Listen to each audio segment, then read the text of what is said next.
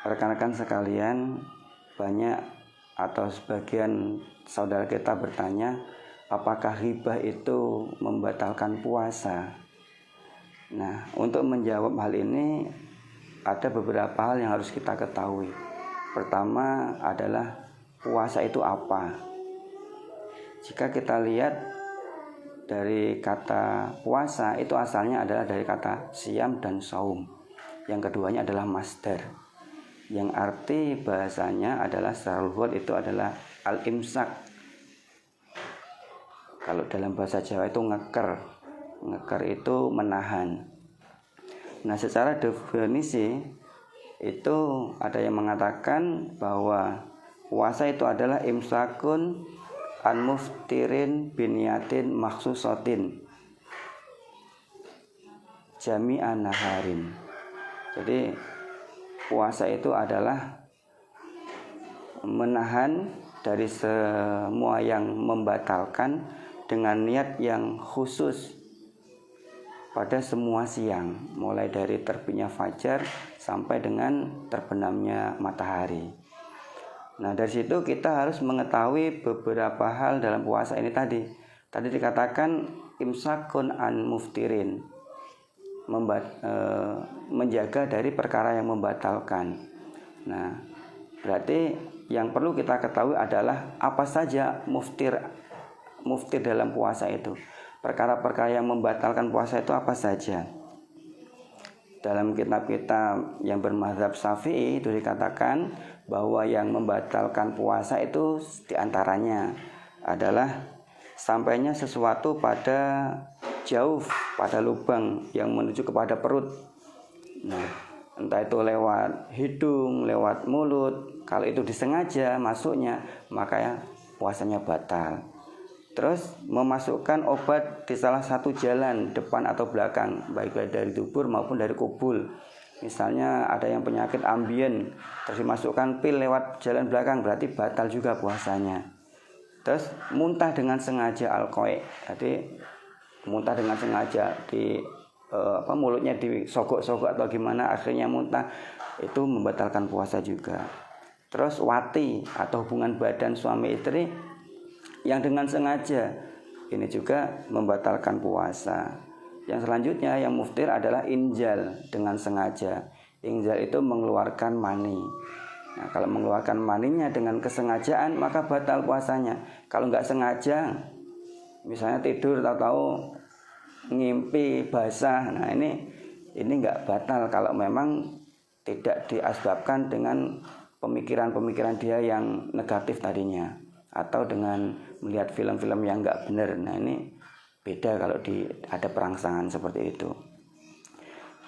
Jadi dengan sengaja itu ya keluarnya dengan sengaja, baik dengan tangan sendiri, dengan istrinya, atau dengan bersentuhan. Nah, yang penting ada kesengajaan di situ, akhirnya keluar mani, maka puasanya batal. Yang selanjutnya adalah yang membatalkan puasa itu kan haid, nifas, gila, dan murtad. Nah, dari kesemua itu bahwa ghibah tidak ada. Jadi ghibah secara fikihnya tidak membatalkan puasa. Namun kita harus kembali ke dasar perintah puasa. Di sana diterangkan, a'udzubillahi minasyaitonirrajim, ya ayyuhalladzina amanu kutiba alaikumusiyam kama kutibal ladzina min qablikum la'allakum tattaqun. Jadi ending akhirnya dari perintah puasa itu agar kita menjadi orang yang takwa. Nah, orang yang takwa itu seperti apa? Banyak ayat yang menjelaskan tentang ciri-ciri orang yang bertakwa. Di antaranya ada di surat Al-Baqarah, itu di sana disebutkan juga, a'udzubillahi minasyaitonirrajim, dzalikal kitabu la raiba fihi hudal lil muttaqin. Nah, ini. Jadi kitab Al-Qur'an itu jadi petunjuk bagi orang yang bertakwa. Dalam Al-Qur'an itu tidak ada keraguan sama sekali. Nah, siapa orang yang bertakwa? Di ayat itu diterangkan, alladzina yu'minuna bil ghaibi wa yuqimunas shalah. Nah, kita masuk pada ini, yuqimunas shalah, orang yang menegakkan salat. Nah, dalam ayat yang lain dikatakan, innas sholata tanha 'anil fahsya'i wal munkar, bahwa sesungguhnya salat itu akan mencegah perbuatan yang keji dan mungkar. yang mungkar, yang keji, yang mungkar. Kalau kita mendirikan sholat dengan benar, berarti itu tercegah. Nah, berarti orang yang bertakwa dia selalu menjauhi perkara-perkara yang keji dan yang mungkar.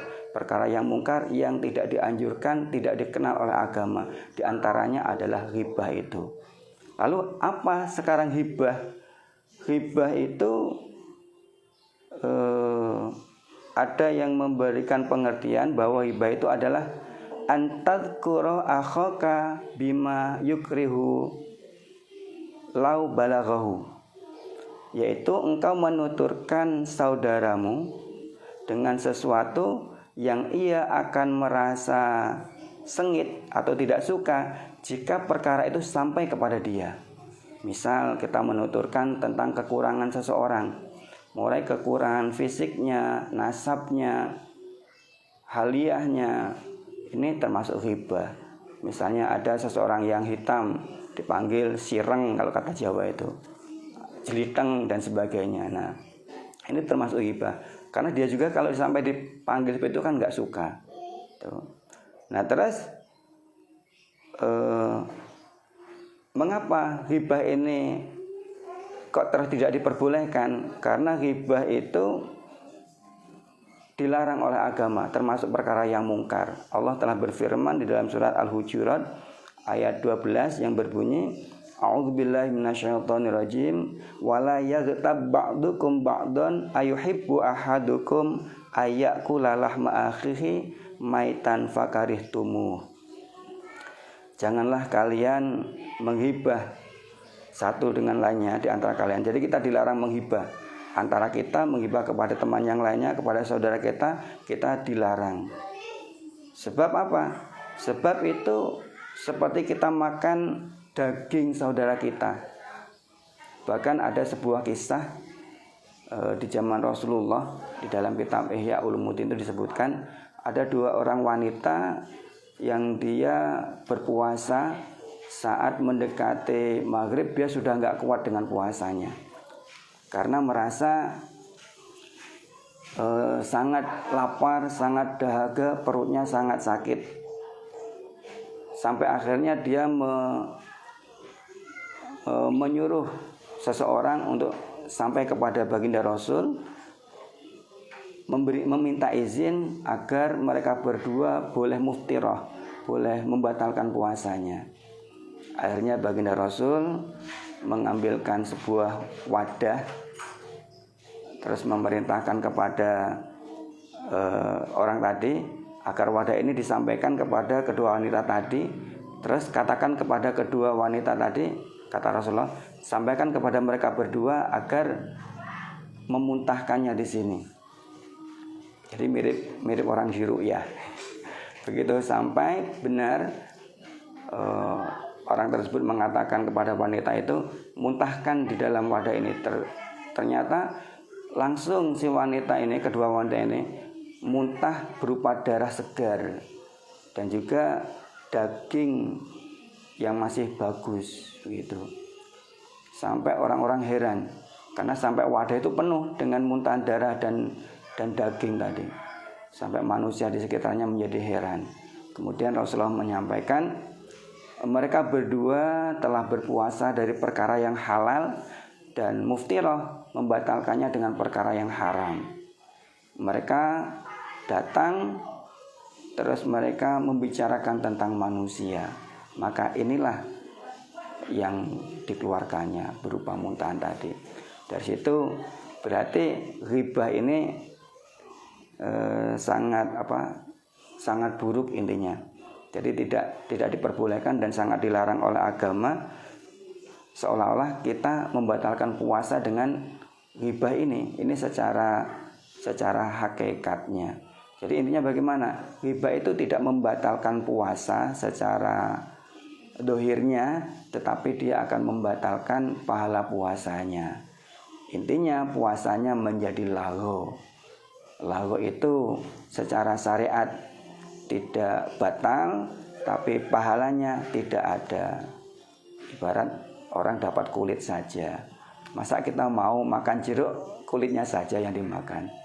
Tuh, jadi dari itu mari kita bersama-sama meninggalkan ghibah, apalagi ini sudah mulai mendekati Ramadan. Kita jauhkan dari hibah. Mudah-mudahan dengan di Sa'ban ini kita meninggalkan hibah. Nanti di Ramadan mudah-mudahan kita benar-benar bisa meninggalkan hibah, sehingga puasa kita benar-benar puasa yang lahir batin, sehingga tujuan ending akhir dari perintah puasa itu menjadi orang yang bertakwa benar-benar terjadi. Dan mudah-mudahan kita semua akan Allah jadikan sebagai orang-orang yang bertakwa. Amin amin ya rabbal alamin. Itu saja, kurang dan lebihnya mohon maaf.